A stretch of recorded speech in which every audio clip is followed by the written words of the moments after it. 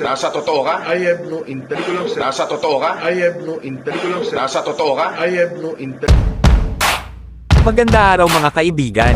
Ito uli si Green Leafy Cabbage nagbabalik. Maraming nagtatanong na netizen sa bigla na lang sumugod si Bong Revilla kay Bong Nebriha. Sir, Kaya ang tanong ng marami, kung yumabang na si Robin, pati na rin ba si Bong Revilla yumabang na?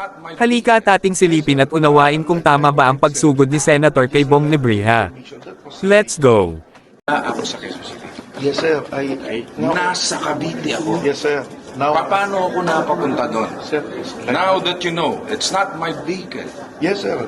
Like what I've said, I just relied on the information that was relayed to me. Ng tropa ko, sir. Yes, So sir. based on hearsay, Sir, wawasakin mo yung sir, senador. I have no intention. Paano pa yung mga maliliit natin mga kababayan? Sir, wala po akong intention na wasakin kayo. Why will I do that? Eh bakit mo binanggit yung pangalan ko Sir, sa media? yun po, nakakaradyo Sana po ako. bine-verify niyo muna. Sir, that's Hindi, that's what binanggit I mo did. sa radio eh. That's what I, sir, di po ako Narinig ko yun. in-interview na sinabi ko po na nandito kayo. Wala po akong binanggit na ganun. Just that, nandun po ako, na nagraradyo po ako, narinig po nila. Hindi, alam mo, Colonel. Ako, bugbog na ako sa maling Sir, paraan. I have no Okay? intention. Ako, kahit saan ako pumunta, hindi ako umaatras sa mga Yes, sir. laban. Yes, sir. I understand. Yung sa totoo lang ako. Yes, sir. I no? understand. Ako rin po nasa to. Ang Oo. sinabi ko lang, sir, Nasa totoo ka? I have no intention of ruining your name. Just that, sir, yun lang po yung information na binigay sa akin. So I relied on that. If it was a mistake, then I like what I've said kanina, sir.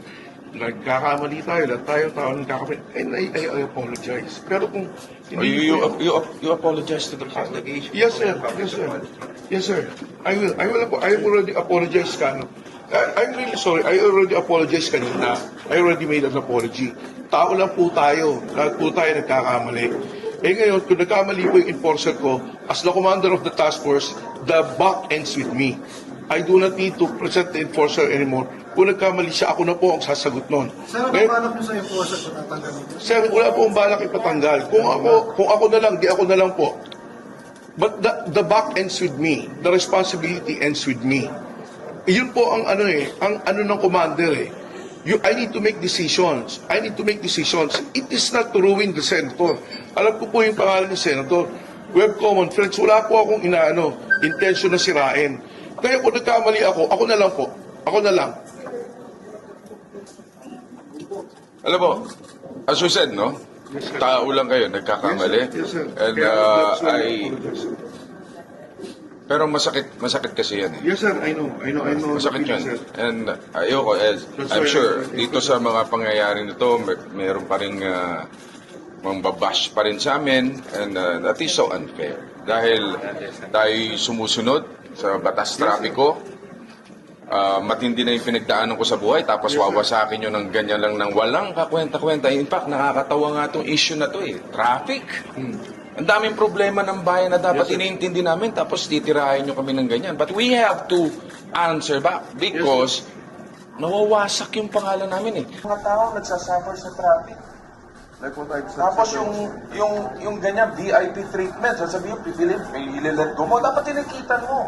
Yes, sir. That's my fault. Yeah, Like what I've said. Eh tapos nilet go mo, tapos wawasakin mo. Yes, sir. Diba? Again, sir, that's my judgment for it, sir. Senator Bong, on behalf of our agency, ako mo mismo, personal na humihingi ng pamanhin sa inyo. As I've said, iimbestigahan po namin yung nangyari and then report this lesson. In the meantime, suspend si Colonel Bong dahil may mga pagkakamali siya, may mga lapses. And asahan po ninyo, aayusin po namin mabuti tulad ng sabi nyo nga yung paggamit ng body camera.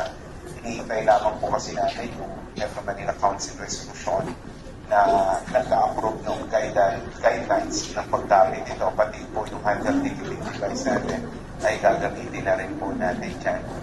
Rest assured na hindi po mauulit ito, lalong-lalo na po yung pagdadivulge ng mga pangalan dahil nakakaawa, tama po kayo, nakakaawa po yung unnecessary.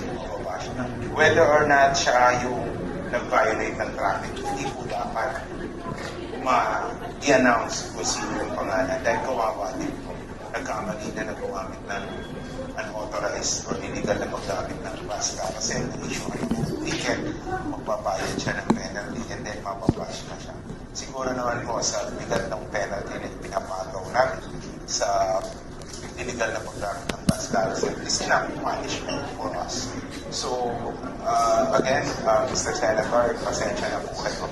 Again, on behalf of our agency, hindi po kami Sir, na-identify niyo na kung sino talaga yung sakay? I-investigate po namin yung sasakyan. May ilang video footages na po kami.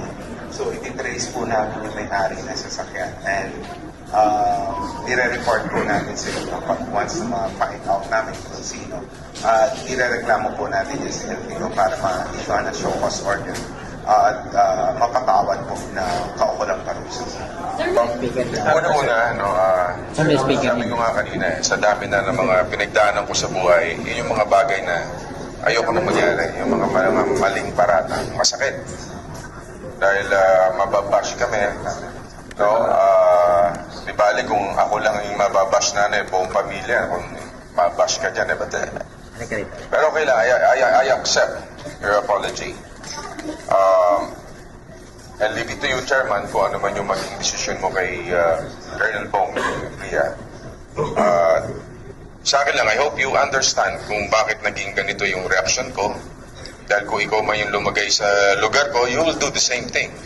Diba? Mapapaanak ng teteng ka talaga. And I hope you understand, Bong. And, Hindi na po. I think na-intimidate yung enforcer for some reason na nung sinabi, sabi ko bakit di mo binerify? Sinabi ko pa, niloko pa, Senator, niloko ko pa nga, sana nagpa-selfie kayo. Diba? Kasi kung nandun talaga si Senator. Pero, I was really, sabi nila, Sir, nandun po, hindi na po, nahiya na po kami, sabi nila. Okay, sabi ko gano'n. Like what I've said, I made my decision to let that vehicle go based on the information. Diba? Apparently the information was wrong. That eventually made me make a wrong decision also. So, but then again, as the commander of the task force, the buck ends with me. I accept that responsibility. Kung isususpend ako ni chairman, so be it. hindi kasalanan ng isang tao, dalawa, tatlo ang kasalanan ng, kumbaga, ng para i-recall natin, pahirapan ng buong MMDA. No.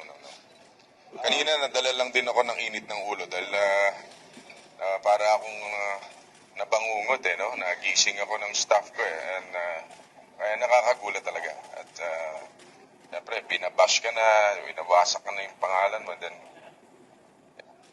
mabigat nito, baka mapag-anuhan pa ako ng asawa ko. Buti nila kasama ko yung asawa ko. Buti na rin magising to. This is a wake-up call, Chairman, for everybody. Dahil masakit talaga. Lalo-lalo na sa mga maliliit na mga riders na naghahanap buhay lang. Yung mga ganun ba? Tapos mapipiti ka ng ganun lang kadali. Na ang penalty mo malaki. And yung sa akin, kung talagang nagkasala ako, halimbawa nagkasala ako, bayad yan, di ba? Pero wala Ako po ay nagpapasalamat on behalf of the agency for your statesmanship, Senator, at sa pag-accept ng aming apology. Asahan po ninyo na we will learn from this and gagamitin po namin to improve po yung aming pagsiservisyo at pag-aayos po ng traffic dito sa Metro Manila. Again, pasensya na po. apology accepted. Salamat po na maraming salamat po.